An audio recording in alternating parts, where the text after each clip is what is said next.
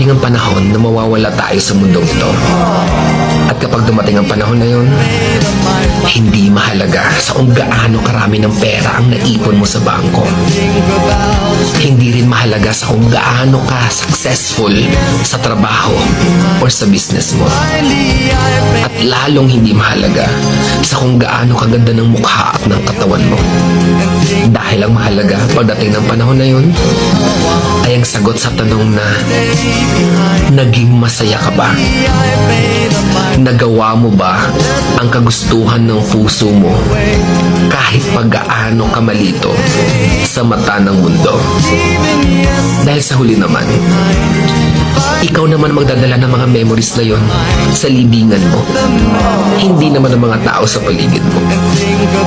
So make sure na bago pa dumating ang panahon na aalis na tayo sa mundong ito, siguraduhin mo sa sarili mo na magiging masaya ka at magagawa mo ang kagustuhan ng puso mo kahit pag-aano ka kontra ng mga tao sa puso mo.